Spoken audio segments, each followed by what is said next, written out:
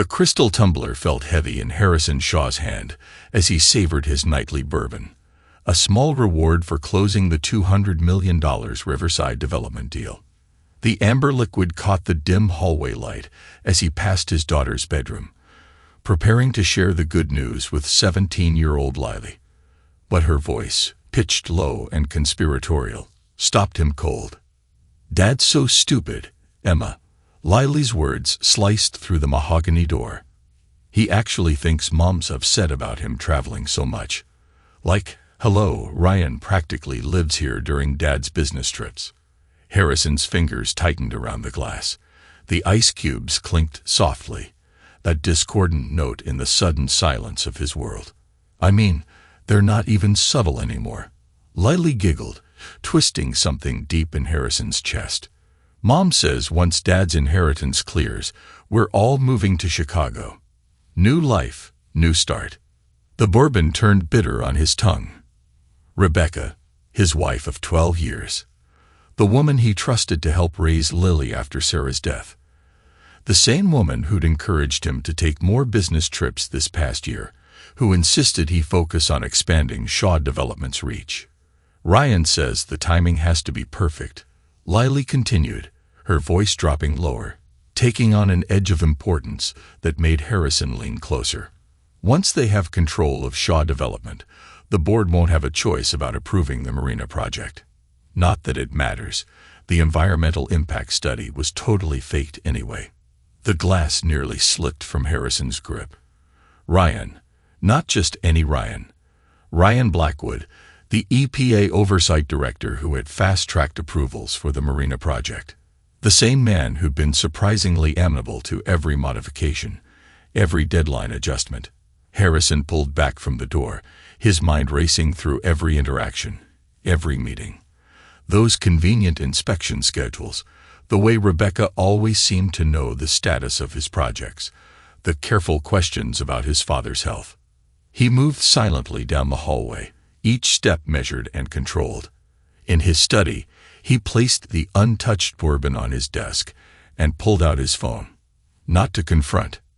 At least, not yet. First, he needed to understand the depth of the betrayal. 3 calls later, his private investigator, Jack Monroe, was heading to the office. "I need everything," Harrison said quietly. "Every meeting, every phone call, every document that's crossed my father's desk in the last year. Your wife's activities, too." Jack's voice was professional, careful. "Especially those," Harrison replied, his gaze falling on the family photo on his desk. Rebecca, Lily, himself, all smiling, all lies. "And Jack, I need the real environmental impact data for the marina project. The actual studies, not the ones that cross my desk." "This is going to get expensive," Jack warned. "Money's not an issue," Harrison said, opening his laptop and accessing the offshore accounts he had maintained since Sarah's death. "What matters is discretion. No one can know we're looking, especially not my daughter." After ending the call, Harrison poured himself a fresh bourbon. This one he drained. The familiar burn couldn't match the cold fury building in his chest. Rebecca hadn't just betrayed their marriage. She'd corrupted his daughter, threatened his company, and compromised everything he'd built. But she'd made one critical mistake. She thought she was dealing with a broken man, someone too caught up in business to notice the decay in his own home. She didn't know about Geneva, about the contingencies he put in place after Sarah died. She didn't know that Harrison Shaw had learned long ago never to keep all his power in one place. The next morning, Harrison maintained his routine with practiced precision. Breakfast with the family, coffee while Rebecca detailed her plans for redecorating the sunroom, a kiss goodbye as he headed to work. Instead, he met Jack in a private room at the Carlton Hotel. "It's worse than you thought," Jack said, spreading photos across the table. "Every business trip you've taken in the past 18 months coincided with EPA inspections at your project sites." Harrison studied the surveillance photos. Rebecca and Ryan entering hotels, restaurants, even his own house. But it was the timestamps that told the real story. These meetings, Harrison tapped one photo. They're all scheduled around board votes or regulatory deadlines. They're organized, Jack confirmed. Your wife didn't stumble into this affair. She chose Ryan Blackwood specifically. Look at these. He laid out more photos. Rebecca at lunch with other EPA officials. Ryan meeting with competitors who'd mysteriously withdrawn their bids on key properties. The marina project isn't their first target, Jack continued. They'd done this before. Different cities, different companies. Ryan moves in, finds a vulnerable executive, and Rebecca provides the vulnerability. Harrison's voice remained steady, but his eyes had turned to steel. What about my father? Jack hesitated. That's where it gets interesting. I spoke with his nurse, Maria Torres. Your wife visits every Tuesday afternoon. I know, Harrison said. She brings him magazines, keeps him company. She brings him papers. Jack corrected, legal documents disguised as medical forms. Your father's signature is on transfer authorizations, board resolutions. Harrison's fist came down on the table, the first crack in his composure.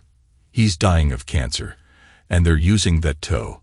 He stopped, drawing in a deep breath. What's their endgame? Control. Jack pulled out more documents. Once your inheritance clears, you'll own controlling interest in Shaw Development. But these transfers your father's been signing, they're setting up a complex web of shell corporations. On paper, you'll have the power. In reality, Rebecca and Ryan will control everything. Harrison stood, moving to the window. Below, Chicago's business district hummed with activity, oblivious to the betrayal being orchestrated in its midst. And my daughter? He asked, his voice low. She's been their eyes and ears. Every time you've worked from home, every private call, she's been reporting back. Jack's tone softened. Her trust fund isn't just generous, Harrison. It's being managed by one of Ryan's shell companies. Harrison's reflection in the window showed no emotion, but his words carried deadly weight. They've turned my child into a spy. There's one more thing, Jack said, pulling out a final folder. Your first wife's accident. I found some irregularities in the original investigation. Harrison turned slowly. Sarah's death wasn't random. I need more time to confirm, but Jack's phone buzzed. He checked it, frowning. Your wife just accessed your father's medical records. She's moving faster than we expected. No, Harrison said quietly. She's moving exactly as I need her to. He pulled out his phone, dialing a number from memory. Thomas, it's Harrison Shaw. I need to see my father's lawyer tonight. The law offices of Brandenburg and Associates cast long shadows in the Chicago twilight. Harrison sat across from Gerald Brandenburg, his father's lawyer of 30 years, watching as the older man reviewed the documents Jack had provided. This is... Gerald removed his glasses, rubbing his eyes. Harrison, this is systematic corporate theft. These medical forms your father signed. They're transferring control of key subsidiaries to offshore entities. Can it be reversed? Some of it. But Harrison, there's more. Gerald pulled out another file. Your daughter's trust fund. The one Rebecca insisted on setting up last year. It's structured as a corporate holding company. Once these transfers are complete, Lily will technically control 30% of Shaw Development's voting rights, which Rebecca will control until Lily turns 25. Harrison's voice was ice. They're using my daughter as a corporate puppet. Exactly. And with Ryan Blackwood's position at the EPA, they can force through the marina project approval, tank the company's value, and walk away with millions while destroying everything your father built. Harrison stood, moving to the window. The city lights blurred into a constellation of betrayal.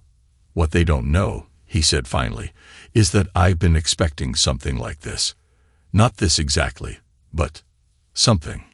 Gerald raised an eyebrow. The Geneva account. After Sarah died, I learned the hard way that trust is a luxury I can't afford. Harrison turned back to the desk. Show me everything they've signed, everything they've moved. I need to know exactly what pieces they think they control. For the next hour, They traced the web of deception. Shell companies nested within holding companies, offshore accounts linked to seemingly legitimate businesses. At the center, the Marina Project, a development that would make millions on paper while devastating the local ecosystem. The real environmental impact study, Harrison said finally. Where is it? Gerald opened his briefcase, removing a sealed envelope. Your father had it conducted privately months ago. The results. They're devastating, Harrison. If this data becomes public, the company would survive. Barely. But the criminal charges for submitting false. Harrison smiled, but it didn't reach his eyes. Those would be harder to overcome. What are you planning? Gerald asked. Justice. Harrison took the envelope. But first, I need you to draft new papers. Transfer documents, board resolutions, everything they've done. I want parallel versions, all legitimate, all ready to file. You're going to trap them with their own plan. No, Harrison's voice was quiet, but carried the weight of absolute certainty. I'm going to let them think they've won. Then I'm going to show them what a real corporate takeover looks like. He pulled out his phone, checking the time. Rebecca will be home soon, expecting to find me drunk and angry about the deal closing. Instead, she'll find dinner reservations and champagne. You're celebrating? Gerald asked. I'm setting the stage. Harrison gathered his coat. They think they're destroying my life.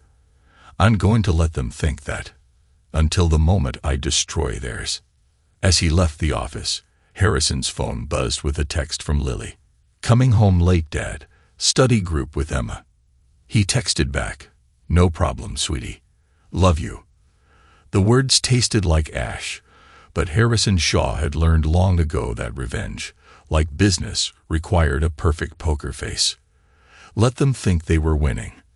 Let them think he was blind. Geneva was waiting, and unlike Rebecca, Harrison understood the value of patience. Rebecca Shaw's morning began like any other day of entitled luxury. She sipped champagne at her favorite salon while scrolling through property listings in Chicago's Gold Coast. The text from her American Express concierge was the first ripple in her perfectly curated world. Mrs. Shaw, we're unable to process your annual membership renewal. She dismissed it as a technical glitch until her platinum card was declined for a mere $112,000 handbag at Bergdorf's. The sales associate's smirk made her blood boil. Try this one, Rebecca demanded, slapping down her private black card. Declined, the associate said, the word dripping with satisfaction. Each successive card met the same fate. Her face burned hotter with each rejection. Her phone buzzed. Ryan Blackwood's name flashed on the screen. Emergency. Office. Now. She found him in his EPA office, the usual arrogant swagger replaced by barely contained panic. Spread across his desk were documents she never expected to see in the light of day. He knows, Ryan said, his hand shaking as he held up the divorce papers. Not just about us. Everything. Rebecca snatched the filing from his grip, her practiced poise crumbling as she read. Harrison hadn't just filed for divorce. He'd submitted comprehensive federal whistleblower documentation. Every falsified environmental study. Every manipulated inspection. Every bribed official. Documented with precision that made her stomach turn. Impossible, she hissed. We controlled every variable. The real studies were destroyed. Ryan pulled up his banking app. All my offshore accounts are frozen. Federal investigation pending. Even the Cayman transfers are locked. Rebecca's phone lit up with notifications. Their joint accounts, drained. Her private accounts, frozen. But it was the alert from her daughter's trust fund that made her manicured nails dig into her palms. All holdings converted to Shaw Development shares. That son of a, she snarled. He's turned everything into worthless paper. Once this environmental data goes public, we'll be ruined. Ryan nodded grimly. And that's if we avoid prison. Her lawyer called next. Rebecca had always enjoyed the way Andrew Porter cringed when she berated him. Not today. Mrs. Shaw, The FBI. She hung up, her hands shaking. Where would he go? She demanded. Harrison doesn't just vanish. He's too arrogant, too controlling. Ryan handed her a single sheet of cream-colored stationery. Harrison's precise handwriting carried a message that chilled her more than the empty accounts. Check the real environmental impact data. What game is he playing? Rebecca's voice rose to a pitch that would have embarrassed her in calmer moments. No game, Ryan said, his face ashen. This morning's mail brought subpoenas for every project I've overseen in the last 5 years. Harrison didn't just run, he orchestrated a symphony of destruction. Neither noticed the small red light blinking on Ryan's office phone, recording every panicked admission for an FBI surveillance team in the parking garage below. Maria Torres, known to them only as Walter Shaw's nurse, sat in an unmarked car with her FBI radio. Subjects are in place, she murmured, recording everything. The next 72 hours became a masterclass in systematic destruction. Every attempt to access funds triggered deeper audits. Each call to corporate contacts revealed blocked access. Rebecca's carefully cultivated network of influence crumbled like the facade it had always been. You don't understand. She snapped at her fourth lawyer in 3 days. I need those accounts unfrozen now. Do you know who I am? Assumed to be defendant in a federal fraud case, Andrew Porter replied with newfound spine. Every transaction attempt creates new evidence. You're doing their job for them. Then discredit him. Rebecca's composure shattered. Mental breakdown. Creative accounting. Whatever it takes. That's what I pay you for. Not anymore. Porter's tone shifted to one she'd never heard him use. Honesty. This isn't just environmental fraud. Money laundering. Conspiracy. Corporate espionage. Find a criminal defense attorney, Mrs. Shaw. You'll need one. The line went dead. Rebecca hurled her phone across her marble-floored living room, shattering a crystal vase from her wedding. She stared at the fragments, remembering Harrison's face as she'd opened that gift. Had he known even then? Had he seen through her? Her phone buzzed from among the crystal shards. Lily, she answered. Mom, her daughter's voice carried an unfamiliar edge. Something's wrong. I tried warning Ryan about the FBI. But my calls. You did what? Rebecca's blood ran cold. On your phone. The one your father. Lily stopped, the realization hitting. The one Dad tapped. Rebecca tried to recover. Lily, listen carefully.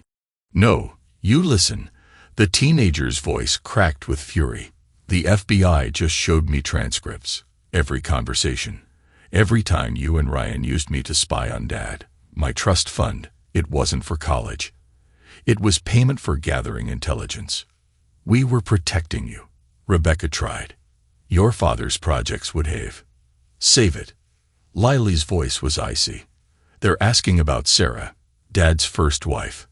The accident that wasn't an accident. The line went dead, leaving Rebecca alone with memories she tried to bury. Sarah's death had been before her time, but she knew the organization had arranged it, just like they'd arranged her chance meeting with Harrison afterward. A grieving man, a sympathetic shoulder. Her phone buzzed again. Unknown number. Mrs. Shaw, a woman's voice said, clinical in its professionalism. Agent Catherine Martinez, FBI. Let's discuss your Tuesday visits to Walter Shaw's nursing home. Rebecca sank onto her imported silk sofa. The nurse. The weekly visits. The papers. The hidden camera footage is particularly interesting, Martinez continued. Would you like to come in voluntarily, or should we send a car? Special Agent Catherine Martinez watched through one-way glass as Rebecca Shaw's carefully constructed world dissolved into orange polyester and fingerprint ink. Beside her, Emma, her daughter, her ace in the hole, shed her teenage persona like an outgrown skin. Lily's asking questions, Emma reported. About me, about everything. She's starting to piece it together. Catherine studied her daughter's reflection in the glass. At 17, Emma had already mastered skills that had taken Catherine years to develop. You got closer than any other agent could. Harrison's evidence, combined with your recordings, it's bulletproof. It's bigger than Rebecca and Ryan now, Emma said. Lily's talking. Names, dates, other projects. She didn't understand what she was part of, but she remembered everything. Like father, like daughter, Catherine said, her voice softening. This case had cost her daughter something precious, perhaps her last chance at a normal teenage friendship. Harrison's handler is bringing him in from protective custody next week. Catherine continued. Phase 2 begins. In another interview room, Lily Shaw sat surrounded by transcripts of her own betrayal. I didn't know, she repeated, mascara tracing black rivers down her cheeks. About Sarah. About any of it. I really thought. I thought Mom loved him. Agent Thomas Chin, Harrison's FBI handler, studied the girl who'd unknowingly helped expose a decades-long conspiracy. Tell me about the first time your mother introduced you to Ryan. The real story. Lily's hands trembled as she wiped her eyes. It was before Dad's Seattle trip. Mom said Ryan was an old friend, that he needed help fixing some environmental problems. She said Dad was too focused on profits, that sometimes good people had to bend the rules. She stopped, fresh tears falling. She made it sound noble, like we were saving something instead of destroying it. And Emma. Chin kept his voice gentle. When did she enter the picture? Last year. New girl at school. We just connected. Lily's voice broke. Was any of it real? Was she just another lie? Chin glanced at the mirror, knowing Catherine was listening.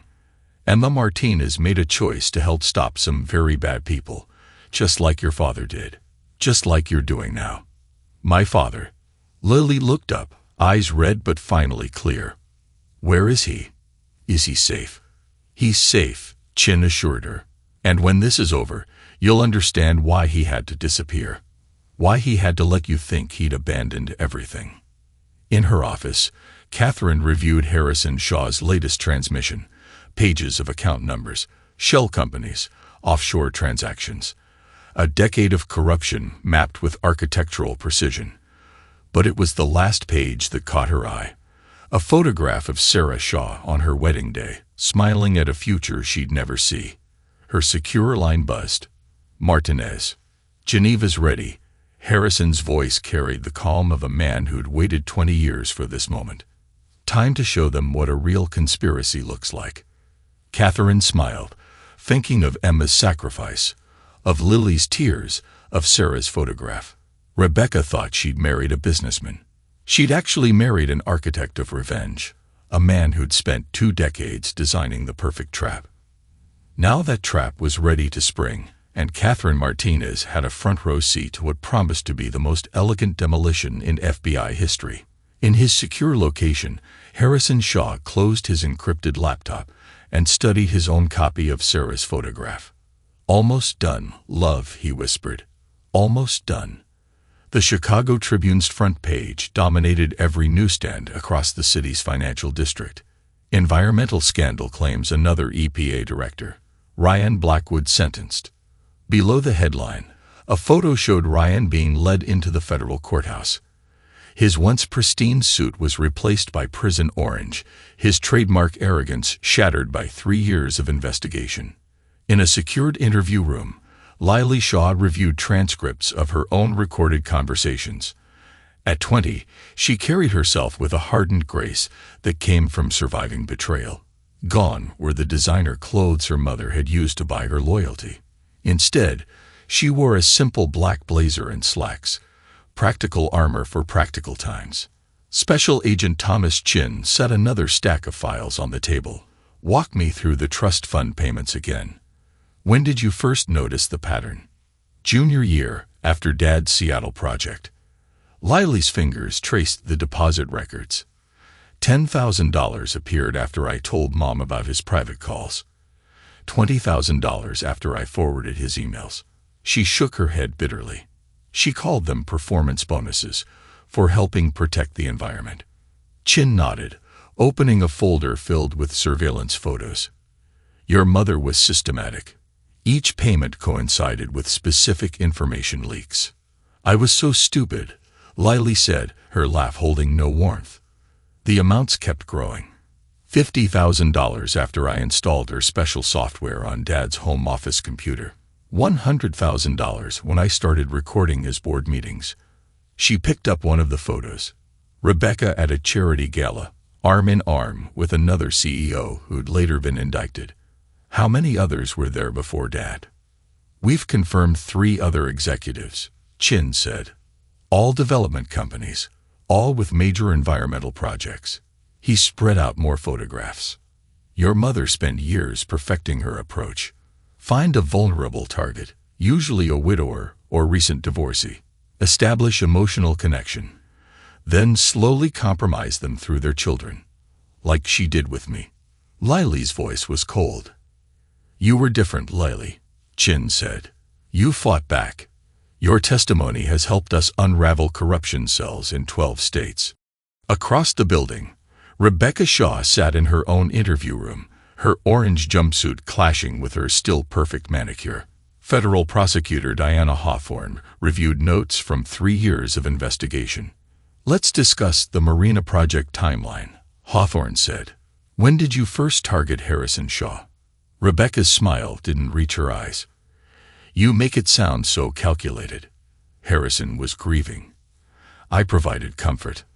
Like you provided comfort to James Anderson in Seattle, or Michael Chen in San Francisco. Hawthorne slid more photographs across the table. Both widowers, both with teenage children, both running companies with major environmental projects. Mere coincidence. What about Sarah Shaw's accident? Hawthorne pressed, still claiming that was coincidence too. For a moment, Rebecca's mask slipped. That was before my involvement, she said sharply. I simply followed the established protocol. Protocol from whom? You know I won't answer that. Rebecca's composure returned, but her voice carried an edge of defiance. But I will say this. Harrison was supposed to break. They all break, eventually. Instead, she gestured to her prison uniform. Well, you can see how that turned out. A commotion erupted in the hallway. Ryan Blackwood, being escorted to his sentencing hearing, caught sight of Rebecca through the door's window. His face contorted with rage. You promised me protection, he shouted, struggling against his guards. You said the offshore accounts were untraceable. Mr. Blackwood, his lawyer attempted to intervene. She planned everything. Ryan bellowed, his voice cracking with desperation. The fake studies, the bribes, Sarah Shaw's death. It was all Rebecca. She's been running this operation for years. As the guards dragged him away, Rebecca's carefully constructed defense crumbled under the weight of Ryan's desperate accusations. On the private banking floor of Credit Suisse, everything exuded old-world discretion, from its mahogany panels to the hushed conversations in multiple languages. Harrison Shaw sat across from Anton Mueller, the bank's chief of private client services, watching as a vault sealed for 2 decades was finally opened. The documents remain exactly as you left them, Mr. Shaw, Mueller said, placing a weathered leather portfolio on the desk. Though the FBI's authentication request was unusual. Special Agent Catherine Martinez observed as Harrison opened the portfolio. Inside lay the fruits of 20 years of patience, photographs, account ledgers, trading records, a meticulously documented trail of corruption. But the true prize was a single USB drive containing every original environmental impact study his father had commissioned. Walter Shaw was thorough, Martins noted, examining a particularly detailed series of photographs showing Rebecca meeting with known environmental crime figures. He tracked them for years, Harrison said. His voice carried no emotion as he sorted through 2 decades of evidence. He knew they'd try again after Sarah. He just needed someone they'd underestimate. So he let them send Rebecca, knowing I'd already established the Geneva account. Knowing I recognized their pattern when it emerged. He allowed himself a small, grim smile. They thought they were corrupting another grieving executive. They didn't realize they were walking into a 20-year trap. The evidence from Geneva went far beyond Rebecca and Ryan. It exposed a network of corrupt officials spanning multiple agencies, compromised environmental projects across 3 continents, and a web of shell companies that made the Marina project look like a high school science experiment. "This is just the beginning," Martine said, reviewing the count numbers that led to more prominent names. "With these records, we can track the money all the way to the top." "That was always the plan," Harrison said, closing the portfolio. "My father knew direct confrontation would fail. They killed Sarah for far less evidence than this. He needed someone on the inside, someone they thought they could control." "And they chose you," Martine said. "They chose poorly." The federal courthouse buzzed with tension as Rebecca Shaw's sentencing approached. 3 years of investigations had exposed corruption at every level of environmental oversight, but today justice would finally catch up with its architect. Judge Eleanor Martinez studied the pre-sentencing report, her expression growing darker with each page. Before pronouncing sentence, the judge said, her voice firm, "Several matters must be addressed." She fixed Rebecca with a steely gaze. The death of Sarah Shaw was not an accident. Evidence gathered by Walter Shaw and later compiled by Harrison Shaw proved conclusively that it was orchestrated by the defendant's organization. Mrs. Shaw was targeted after discovering fraudulent environmental impact studies, the same pattern of corruption this court has spent 3 years unraveling. Rebecca's face remained impassive, but her knuckles whitened as she gripped the defense table. Furthermore, the judge continued, the defendant's subsequent marriage to Harrison Shaw was not coincidence, but calculation. The court has reviewed evidence showing a systematic pattern of targeting bereaved executives through their children, using family connections to facilitate environmental crimes. In the gallery, Lily watched her mother's mask finally crack. Every bedtime story, every shopping trip, every moment of supposed maternal love, all exposed as tactical moves in a decades-long con. The cooperation of Emma Martinez provided crucial documentation of the defendant's methods. Judge Martinez noted, the recorded conversations between Ms. Shaw and Ms. Martinez revealed not just individual crimes, but an entire methodology of corruption. Lily glanced at Emma, seated with Catherine across the courtroom. Their friendship had survived the truth, perhaps because Emma's initial deception had led to something genuine. This court views the defendant's actions as representing the worst form of environmental crime, the judge declared, using family bonds to facilitate corporate fraud, manipulating a child into betraying her own father, participating in a conspiracy that resulted in Sarah Shaw's death. The damage to both the environment and human lives is incalculable. The sentence fell like a hammer, 30 years without parole, complete asset forfeiture, and restitution exceeding $50 million. As Rebecca was led away, Harrison entered silently through a side door. He hadn't attended the trial, hadn't given her the satisfaction of seeing him testify. But this moment, this final confirmation that justice transcended generations, he needed to witness. Their eyes met briefly. Rebecca saw not the vulnerable widower she had targeted, but an architect of vengeance who had spent 20 years ensuring her destruction. Harrison saw not his wife of 12 years, but a trap that had finally snapped shut on its maker. Later, in his restored office at Shaw Developments, Harrison arranged 3 photographs on his wall. Sarah, smiling on their wedding day. His father, whose patient accumulation of evidence had made justice possible. And a new addition, Lily and Emma at their college graduation. Proof that truth could forge stronger bonds than deception. Between them, he placed the original environmental impact study from Geneva. A reminder that some legacies are measured not in profit margins, but in debts finally paid. A knock at his door preceded Lily's entrance. "Dad, the FBI's task force wants to brief us. They've identified 3 more firms with suspicious environmental studies." Harrison turned to his daughter, seeing in her face the strength that had emerged from betrayal. "You're still working with them." "Emma and I both are," Lily replied. "Someone has to protect the next family they target." Lily moved to stand beside him. studying the photographs. I understand now. Grandpa kept gathering evidence, even when he couldn't use it. Why you waited so long to spring the trap? Justice requires patience, Harrison said, and strength to see it through. Like you had. Like we all did. Outside his office window, Chicago's skyline reached toward the future. Somewhere in those towers, other corrupt networks were already moving to fill the void left by Rebecca's organization. But they'd find a different landscape now. One where truth had proven stronger than greed, and justice no longer required a grieving man's lifelong vengeance to prevail. The real environmental impact study remained in Geneva, proof that some victories aren't measured in stock prices or profit margins, but in the simple triumph of right over wrong, of patience over corruption, of truth over the most elaborate lies. In his desk drawer, Harrison kept one final piece of evidence, a photograph he'd never shown the FBI. It showed Rebecca meeting with a figure whose identity would shake the very foundations of environmental oversight. But that, he knew, was a battle for another day. Some traps required decades to set, and Harrison Shaw had learned the value of patience. Epilogue.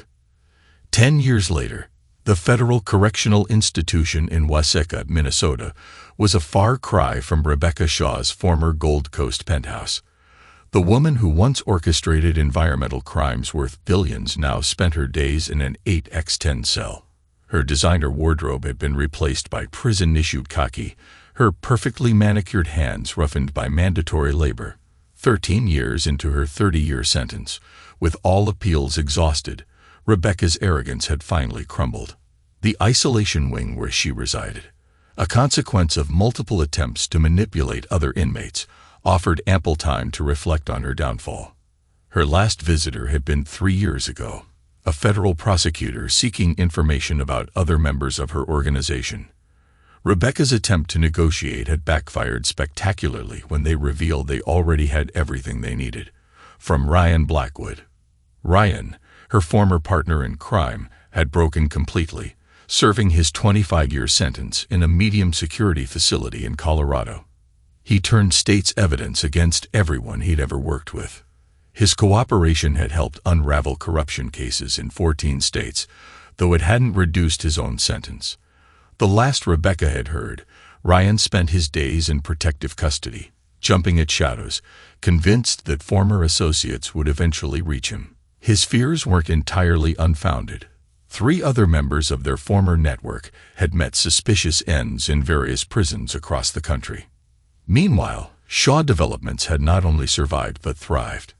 Harrison's exposure of the corruption ring had ironically positioned the company as a leader in environmental compliance.